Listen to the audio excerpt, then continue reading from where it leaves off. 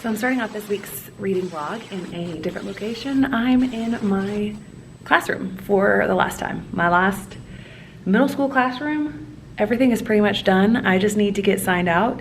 So I'm gonna take you for a little tour of my empty classroom. So the custodial staff has already cleared out all the desks. They're all in the hallway. And so here we have my empty classroom. That cart right over there is the last bit of my stuff that I have to take out and get in my teeny tiny car somehow to take it over to my next classroom. And for just a little while longer, that did say my whole name, but I left off the NJN because that's how I tell people how to pronounce my name. So last bit of work stuff, I brought a book with me because I'm gonna be signed out pretty soon, be done with everything pretty soon. Just gotta take a few things down, go to guidance, get a few things done there, and then I'm done teaching middle school. I also considered bringing my running stuff with me and running on the track one last time like that lady over there is, but I decided against it. So I'm in my car, getting ready to leave for the last time with my ID. I thought they'd take it, but getting ready to head in my fully loaded teeny tiny car over to my new school to put some stuff in the room and store it for the summer. So we've made it to Thursday, which it feels weird because, you know, I haven't updated this as much as I normally do. Usually I update when I get home in the day or something like that. And just this week has been really weird. I haven't set up a schedule for myself. Been working on things, but not working on things and not getting in as much reading as I would have hoped. But, so I think I'll update now, which is before I have to go to an eye appointment, my yearly eye appointment. I need to get new lenses because I've scratched those. So I'll be doing that, leaving in about 20-ish minutes because the appointment was supposed to be at 9:15, but then when they called to confirm, they're like, oh, can you come at 8:45? And I'm like, hey, yeah, sure. So I'm going then. I have finished An Arrow to the Moon. Loved it. I didn't realize just how much I would really enjoy magical realism, and I really did. It's a contemporary story, but it has all of these unexplained things that just, they happen, but they're not supposed to happen in real life, but there's always the possibility of it. And this story, so if I knew more about Chinese mythology, I might have been able to predict the end. I don't know if I would have or not, but obviously the fact that it's a Romeo and Juliet retelling, that tells you a little bit about how things are going to end up for Luna and Hunter. I really loved it. It's hard to figure out how to describe why I loved it, but I think one of the things that I really enjoy is when things are given out piecemeal and just a little bit, with just a little bit held back, but it's not like, oh, I'm keeping a secret from you. It's just like, I'm just going to tell you what you need to know or what I'm thinking in this moment without going info dumpy. I love that, and An Arrow to the Moon had that in spades. Golden Fool, I probably will finish today.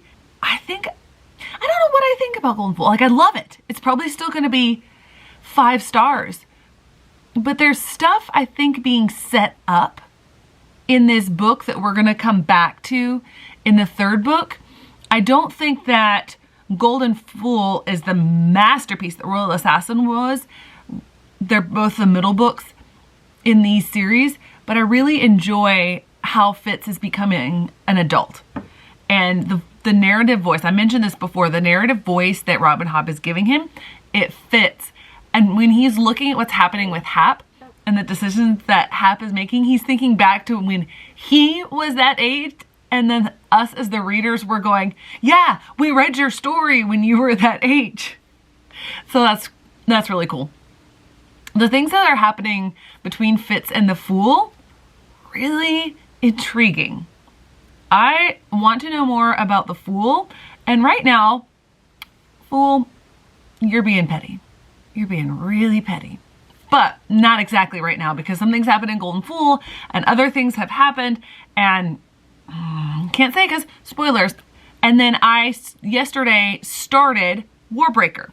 So Warbreaker is Brandon Sanderson's other standalone, and just like Elantris, for some reason I guess I'm reading the standalones physically, and even though it's not the same floppy paperback that Elantris was, this is the UK edition, I still can open it wider than Arrow to the Moon without cracking the spine, so that's nice. I'm really intrigued by what's being set up here. I'm not 100% into it yet, and I remember that it took a little while for me to get into Elantris. I was really enjoying Elantris, but just the pieces weren't coming together yet. Part of it comes with the magic system. Like in Elantris, you are introduced to the magic system later in the book. With Warbreaker, boom, prologue, you're getting the magic system and you're learning all of these different things about breath and the biochroma and all of that, and you're going, I don't understand this magic system because it's brand new. I understand it a little bit more now. That was a little jarring at first, but it's reading really well and I enjoy the characters, and I have laughed out loud so many times. I forget the returned god, the minor god character, Lightsong, I think is his name. He's so snarky and funny, which makes me think that I am really gonna love Wax or Wayne. I forget who's the Joker in Mistborn Era 2. Makes me think I'm really gonna love them, because if it's that same type of humor, that's the kind of humor that I like. But I've laughed out loud so many times with this guy, and I love the fact that there are more female characters in here. We have both the sisters, although obviously when Sanderson was writing this, he wasn't thinking that Ciri would mean something else, and so that's the name of one of the sisters. But I know if it follows a similar pattern to Elantris, there's going to be a point in Warbreaker that I reach and I will not be able to put the book down and it'll turn into a 5-star. So I'm hoping I will get there soon. Okay, so I could have put this in my unboxings because it's a book box unboxing, but I decided I don't feel like setting that up. Sweaty just got back from my run, lovely South Carolina summer, but I got my first Goldsboro Books subscription. So it's sci-fi fantasy. There's a limited number plus there are special editions. So I'm really excited about that. I love pretty books. And I thought I had got it all open. Ah, got it. So it is extremely well packaged. Now, Becca in the books, when she unboxes these, she loves all the bubble wrap because she makes candles, and so then she doesn't have to pay for more bubble wrap. But as one person, I hate that it uses this much. What can you do? Okay, so it's gonna be super shiny because they have that, like, the library cover, which I don't necessarily like, but maybe because it's beat up. But this is called The Collar Bound, Bound by Magic, Marked by War, Ready to Fight. It has gold, ombre, orange to gold sprayed edges. Nothing fancy about the inside, but, oh good, it's not bound to the book, but it is one of those protective covers on the dust jacket. I'll have to see if I like that or not. And it should be numbered as well. I didn't think I was gonna get this month, but I guess I did. It is signed and it is out of, I think out of 2000, I have number 592. That's really cool. Let's see about this book. Zahabi's Powerful Fantasy Books from the opening, I can't read without my glasses. Oh, okay. Zahabi's powerful fantasy hooks from the opening page and will appeal to fans of magical brink of war settings like R.F. Kuang's The Poppy War and S.A. Chakraborty's The Sea of Brass. Now, I haven't read either of those, but I want to read both of those. So, got a new book. Yay! I have read more of Warbreaker, and one of the things I was thinking about, oh wait, that's something about Golden Fool. Read more about Warbreaker. I'm waiting for it to get going. The older sister is annoying me, but I think she's flawed in her understanding of the magic system, because they've sort of rejected it and made it like unholy. But she's learning more, and she got like all of these breaths that she thought were like people's souls, and she's horrified by it. So she's learning. She's not my favorite, but so I'm waiting for it to get going. Like, I like it right now, but it's not super stellar yet. And at a certain point in Elantris, I felt the same way. So I'm hoping that what happened with Elantris is going to happen with Warbreaker as well. And the thing that I was thinking about on the walk back, my cool down walk, my headphones died, so I couldn't listen to Golden Fool anymore. Once again, Fitz is gravely injured. I mean, that's not a spoiler, because Fitz gets gravely injured just about every book. The fact that he's still alive, mind-blowing. But he is recovering. But there's so many things that have gone on where he's made stupid mistakes. He's spoken in anger, he's done something wrong, and he's trying to do better, but the other people, they're also not responding well. And I realized that's what makes Robin Hobb's characterization so great. It's because people in real life make stupid decisions, respond poorly. It's like you can scream at these characters in a book and go, just get over it, or just do this or that. But then you realize that's what we do in real life. And I think that's part of what makes Fitz frustrating as well, because like part of it is we want to go into books to escape, and with Fitz, you can't escape the messiness of being human. So I think that's what makes Robin Hobb's characterization so great. But I have a little over an hour left of that, so hopefully I'll finish Golden Fool today. All right, we've reached the end of the week, and I finished Golden Fool last night. I think I have finally found my not 5-star Robin Hobb read. I really enjoyed Golden Fool, really did. And I think it served really crucial purpose. However, the plot goes nowhere. My camera is focusing everywhere but my face. But there are books that have really good characterization, really good plot. This one was not one that had the good plot. I mean, it had a plot, and it was for what it's eventually going to serve. I'm sure it was good. I loved seeing the interactions between the Six Duchies and the Bingtown Traders, seeing Zelda Invested again. The one actiony moment of the plot was Fitz doing something that he wasn't supposed to do, which, I mean, he tends to do that a lot. And that was the thing that got him in, you know, dire straits, almost dying yet again. But the plot itself, there's no, it just goes nowhere. And since I've said that already, I'm not going to keep going with that. I haven't put it through Cawpile yet, but I think it's probably going to be a high 4.5. So I still really like it. I still love Robin Hobb and this series, but Golden Fool is, I think, my first not 5-star Robin Hobb. The other epic fantasy that I'm reading right now, Warbreaker. So I have about 200 pages, a little above 200 pages left to read. And where I left off last night, even though I didn't want to leave off there, my eyes, I have a weaker left eye, and sometimes they just get tired and I'm just like, I just want to read. But that was the thing for last night and why I had to leave off. We got to the point where I went, what'd you just do, Sanderson? He seems to have those in every book. And I just got to that point in this book. And of course, does it make sense? Oh, perfect sense. It makes perfect sense that this is what's been happening the entire time. And you go, how did I miss that? So some things have changed. Some situations you're reevaluating, going, what? So, and speaking of character growth, like character work is Robin Hobb's thing, not Brandon Sanderson's thing. There's been some real character growth with Vivenna in this that I'm really liking. Again, I knew that Sanderson would have something in here that would just switch on a dime, and we're about to start the Sanderlanche, I'm pretty sure, so I'm gonna go read this. And I love my reading chair.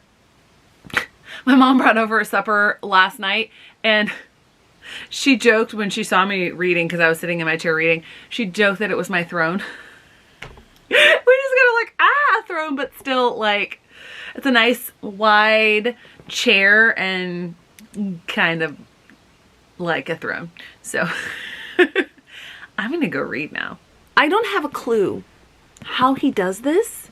The endings get me every time. I love this book. This book is now amazing. Absolutely amazing. And I want him to write the sequel, which I know he's not going to for quite a long time. But I want it because this book is amazing. So it's actually Sunday. I did not update it all yesterday. Time really, it got away from me in the morning. I was just staffing about before and after my run. And then in the afternoon, I was reading. I was using Allie from Hardback Quarters reading sprint, doing a 24-hour reading sprint to read the second Crescent City book. And I was trying to read, but I had this weird thing. I think it's sinus. I think it's maybe related to my eyes. I don't know. But I had a lot of sinus pressure on the left side that was making it just like uncomfortable to read. Like I wasn't having a hard time reading. It was really frustrating. But I still got stuff read. I just was using the non-sprint portions of the reading sprint to sort of like rest the eye and try to get the pressure to go away. There's still a little bit, but I think it's going away, hopefully. But I did manage to start, it's also the 48-hour readathon part of Whatever-a-thon. I managed to start and finish Gallant, and I really enjoyed it. It's not my typical genre. It's gothic horror almost, young YA, not middle grades. A lot of people have said that it reads like middle grades. To me, it does not read like middle grades, and I think the people saying that it reads like middle grades don't have a lot of experience with middle grades, which I understand. Part of me thinks I have too much experience with middle grades, but I really enjoyed this book a lot more than I was expecting to. I really savored it because the way that Schwab wrote this, I should have thought about this before I tried to come on and give the update. But there was something about the main character not being able to speak. Olivia is her name. It's never explained. It's never magically fixed, which I really appreciate. She has to find different ways to communicate. And part of that is in Schwab's, the way that she wrote this book. There's a lot to this that didn't necessarily make sense. It's not a 5-star read. It's probably a low 4-star because I did not end up finding myself really all that satisfied with the very end. This is probably a surprising read in a positive way. So, I just noticed there's like one of those dandelion things here at the center. I find that odd for that to be on the center because like flowers were mentioned but not dandelions. Anyway, this did not take all that long. I started it Friday because the Whatever-a-thon, Maddie, who hosts this, is in England. And they started midnight Friday, which is 7 p.m. Midnight Saturday, which is 7 p.m. Friday for me. So I started and finished this. And then, to get the last letter, first letter, the only thing that I had was the T in Gallant and either the Fountains of Silence or the Great Hunt. Literally the only thing. So, we're getting into the Great Hunt. I'm definitely glad that I waited to read this. I read Eye of the World months ago and tried to start Great Hunt, but it just was not going very quickly. And so I put it aside for a while, and I think what helped is having some time to read more adult epic fantasy. I think I had been away from it for a while, and since I read Eye of the World, I've read all of Mistborn Era 1, I've read 2 complete Realm of the Elderlings, and I will say yesterday I was into it, but not as into it as I would have expected. But this morning I got really into what I was reading, and I can't wait to pick it up more. I think the reason that I wasn't as into it had a lot to do with how I was feeling physically. This is not going to be my favorite fantasy series, but there's the achiever in me that definitely wants to read the entire 14-book series. So I'm glad that I'm into it more now. I don't know when I will wrap up this vlog, but because I have more time, I'll try to wrap it up later today. And who knows, I've read 311 pages so far. There's 667 pages. So I'm a little under halfway, and I just look at this back. I did not realize that Robert Jordan was from South Carolina. I should have known that. But this is my goal. This is my goal today, to finish The Great Hunt. And that'll mean I'll have finished it in 24 hours.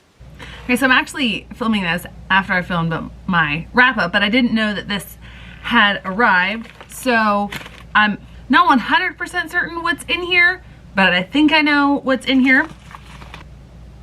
Yeah, I was wrong.